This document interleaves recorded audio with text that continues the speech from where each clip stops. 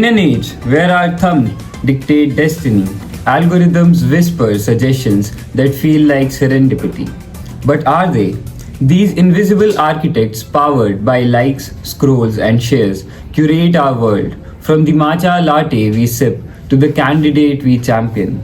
Welcome to Algorithms in the Shadows, a documentary exploring how these digital puppeteers erode our autonomy of choice. Autonomy, the freedom to decide without undue influence. Yet today, algorithms in social media apps like TikTok, Instagram, and X don't just recommend, they predict, persuade, and sometimes predetermine.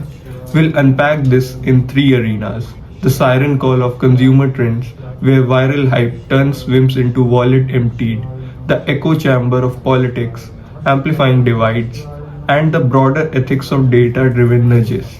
To ground this, we took to the streets, asking everyday people, has the algorithm ever hijacked your hunger, your haul, or your vote? Their stories reveal the human side of the code.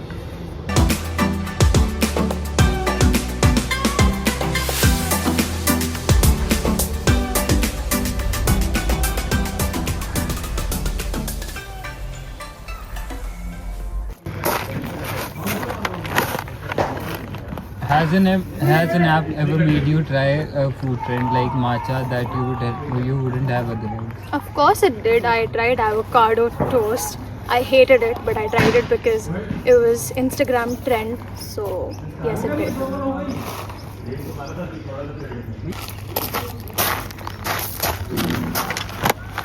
Are you cool with companies using your likes and scrolls to suggest stuff, or does it feel like too much snooping? Yeah, to be honest, I think I'm fine with companies doing so, because ultimately in this day and age, when I know that market is everything, when I know that like I will be digitally influenced because I'm using my phone all the time, so I have to carry that level of awareness that if I'm using a product, it has to be a consequence of my search. And I think as a user also, it increases my user experience, because if I'm being suggested something, it becomes easy for me to interact with the market or with my choices. So in that way it's fine. But I think the one place where I found a lacuna, or where I find that I don't want any influence, is my political choices, because that becomes a very tricky ground, because that is ultimately dependent on how much a person is spending or how a person looks or something else. So if it is limited to product choices which I'm buying, I'm fine with it, because I need to spend my money in a in a smart way. So I'll do that, I'll balance that, but I don't want it extended to politics or something like that.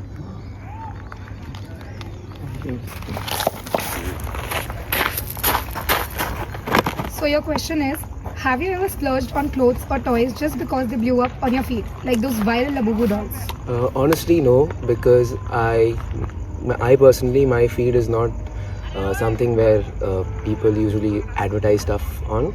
So I have never bought anything which is being shown on my feed till now. But in the future, there might be an instance where I've been shown something very pretty or very eye-glittering. I might consider to splurge money on it. Otherwise, not in personally. Since you asked about Labubu dolls, I haven't yet. Go. Do you think social media algorithms are sneaking into your political picks, like pushing certain leaders or news? I definitely think they are. They're doing that, and I really think that it's more than it being used. Those likes and those pics being used to influence my further purchases, I really think they also influence your way of life. It's not for them. It's not just a plan for the next immediate purchase. But I also think that when they map your likes, when they map what you look at, what you like, you slowly start becoming tuned to liking those types of things. Be it something that actually influenced you previously or not, that is something you slowly unconsciously are being guided towards. They creep in your gift ideas, they creep in the way you think about the world, and things which are, say, normally very exceptional, start becoming the norm. And I think that is not only a very intrusive part of life, but I think that's also a very dangerous way to look at polity and society. And So more than snooping, I really think that it is something that intrudes in the way of thought and that will percolate in all other realms in society, not just in purchase.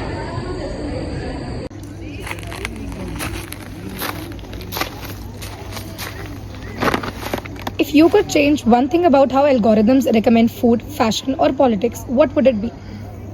I will definitely answer to that particular aspect of the question first, but before that, I wish to draw the attention to the backdrop of what has been asked.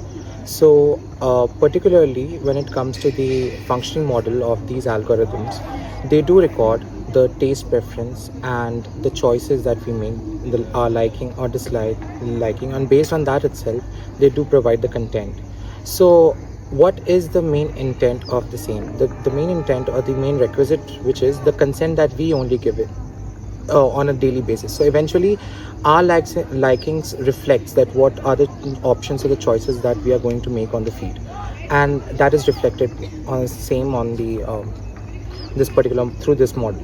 So what I believe in is that the only infringement that this particular algorithm functionally does is that without our consent, it also reflects the same sort of choices that we are liking or disliking to the followers or the people that whom do I follow, and eventually they get to know about our whereabouts that we don't consent to.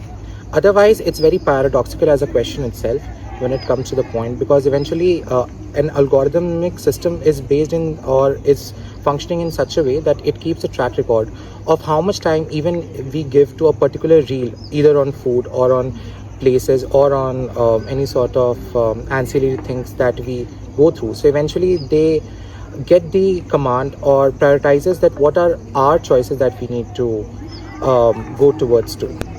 Thank you. These voices aren't outliers, they're the pulses of a programmed society. But let's zoom out on the numbers.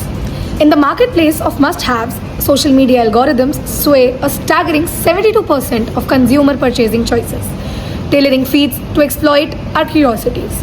For Gen Z, the digital natives, 85% admit social media tips the scale on what they buy, from trendy sneakers to those inescapable Labubu dolls.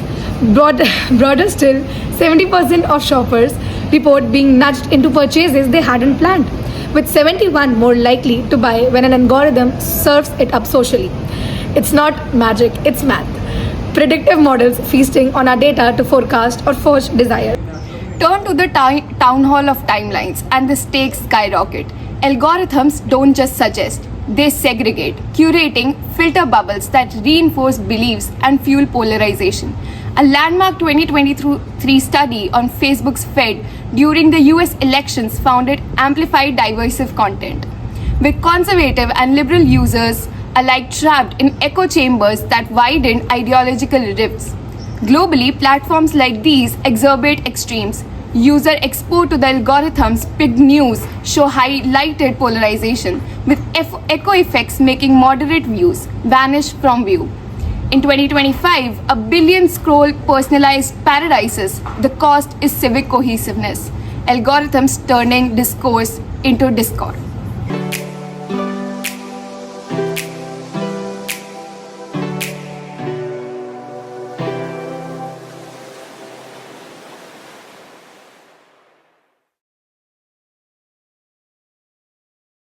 So where do we draw the line? Lawmakers are awakening to the audit. In the US, the Algorithm Accountability Act, freshly reintroduced, empowers victims of harmful recommendations like those spiraling into addictive trends or biased news to sue platforms directly, piercing the veil of Section 230 immunity that has long shielded tech giants from liability of algorithmic harms. California's Vanguard laws, effective 2026, mandate AI disclosures on social platforms and enhanced minor protections, curbing snooping on young scrolls.